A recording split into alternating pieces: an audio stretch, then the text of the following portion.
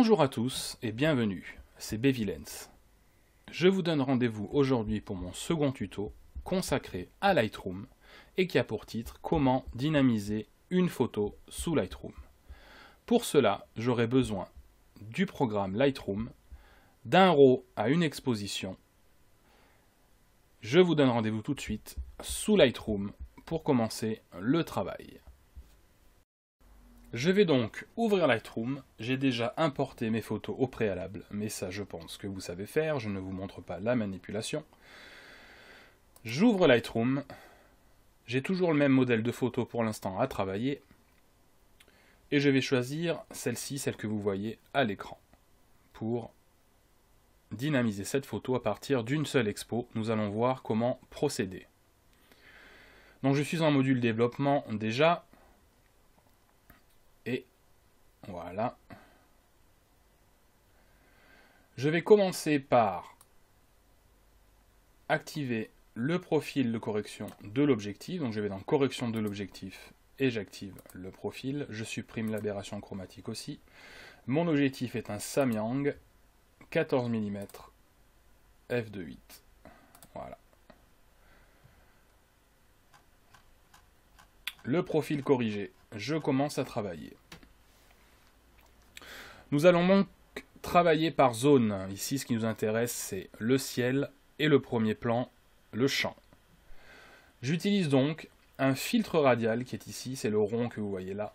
Je clique dessus. Je commence par sélectionner mon ciel. Donc je tire, je sélectionne mon ciel. Je peux le modifier, le réajuster. Je le réajuste. Et ce que je fais dans le contour progressif ici, j'inverse le masque pour qu'il me prenne l'intérieur du masque.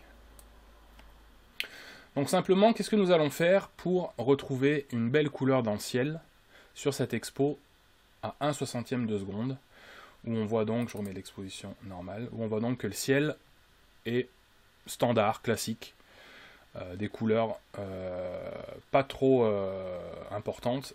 Nous allons donc réduire l'exposition pour faire ressortir les couleurs du ciel. Je réduis. Voilà. Vous voyez que les couleurs ressortent un peu plus. Hop. J'étire un petit peu encore. Voilà. Donc un petit avant-après. Vous voyez. Là, les couleurs sont plus présentes. Je peux mettre un peu de contraste. Les hautes lumières, je les réduis aussi sans griller la photo. Un petit peu. Les ombres, je les réduis aussi un petit peu. Voilà, ça ne me convient pas. Bon, voilà, nous allons laisser comme ça. Peut-être un petit peu de saturation. Voyons voir. Voilà, légèrement. Voilà, donc le ciel a un peu des plus belles couleurs. Donc voilà. Je ferme mon filtre radial. Je le réouvre et je vais en créer un nouveau pour le premier plan, pour le champ. Je l'ajuste. Voilà. Là, c'est pas trop mal. Je l'ajuste encore un peu. Voilà. Hop. J'inverse toujours le masque et je mets le contour progressif à 100. Ouais, je vous l'ai pas dit pour le ciel, mais c'est pareil. Le contour progressif, on le met à 100. Et là, je vais augmenter l'exposition. Voilà. Donc voilà. Donc un petit avant-après, je ferme le filtre radial d'abord. Un petit avant-après. Vous voyez que c'est un petit peu plus dynamique tout de même. Et maintenant, nous allons passer à la colorimétrie de la photo. Je vais donc travailler sur mes curseurs. Le curseur température, je mets un peu plus de jaune. Le curseur teinte, je vais vers le mauve pour le ciel. Pas trop non plus. Voilà. L'exposition, je la réduis un petit peu. Vraiment très légèrement. Et je mets un peu de contraste. Voilà. Les hautes lumières, je les réduis un peu, voilà. Les ombres, je vais les déboucher un petit peu. Les blancs, je les réduis légèrement aussi. Et les noirs, je vais les déboucher un peu aussi. Je mets un peu de clarté, voilà. Un petit peu de vibrance. Un petit peu de saturation. La courbe des tonalités, je peux la toucher si j'en ai envie, donc pour les hautes lumières. Voilà. C'est en général un serpent. Voilà. Un petit serpent comme ça. Après, on arrive à la courbe TSL. Notre courbe qui nous permet de jouer sur la colorimétrie de la photo. Donc je vais mettre un peu, je joue sur mes curseurs, toujours pareil, et je fais au visuel.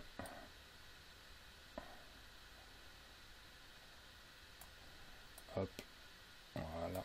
Le vert, il est trop vert pour moi. Le bleu, je vais jouer un peu sur le bleu, sur la couleur du bleu, pour donner une couleur sympa sur la teinte. Je passe à la saturation. Je mets un peu plus de rouge, un peu plus d'orange, un peu plus de jaune. Le vert, je le réduis. Hop, voilà. Mon bleu, je joue avec le bleu aussi. Voilà, pour avoir des couleurs un peu sympathiques. La luminance, moi je la réduis toujours en général pour donner un peu plus de contraste et de couleur. Voilà. Très léger, les curseurs, très légers. Le vert, je l'augmente un peu pour le mettre un peu plus fade. Et le bleu, voilà. Le virage partiel. Donc, je mets un petit peu de jaune et rouge dans les hautes lumières. Voilà, légèrement. Pareil dans les ombres. Voilà. Petit avant-après. Voilà. Je vais mettre un vignettage. Donc, ma technique pour le vignettage, vous la connaissez si vous avez vu mon précédent tuto. Le gain, je le mets à -100, le milieu à 0, le contour progressif d'abord à 100, et je remonte mon gain jusqu'à ce qui me plaît pour avoir un vignettage assez discret, sympa, pas trop accentué. Je touche l'étalonnage de l'appareil photo aussi, pour la colorimétrie. Voilà, ça c'est à l'œil aussi, hein. La teinte dans les ombres. Voilà. Eh bien écoutez, notre dynamique de photo d'une seule expo à partir d'un RAW sur Lightroom est terminée. Je vous fais un petit avant-après pour que vous voyez la différence. Voilà. Voilà donc ce que ça donne, quand même. C'est sympa, hein, faut avouer. Avant-après, hein, donc voilà. Je reviens sur le mode normal. Après, pour exporter votre photo, vous savez faire. Donc, notamment, ce qu'il faut retenir, principalement dans ce tutoriel, c'est l'utilisation du filtre radial, ici. Voilà. Donc, voilà, pour dynamiser sa photo, le filtre radial, c'est génial. Voilà. On peut même rejouer sur la teinte, hein, d'ailleurs, hein, du filtre radial, pour donner une teinte un peu plus... voilà. Une teinte un peu plus mauve. Voilà, donc nous avons fini notre photo. Eh bien écoutez, j'espère que ce tutoriel vous a plu. N'hésitez pas à me laisser vos commentaires et vos retours. Je vous dis à bientôt. Salut!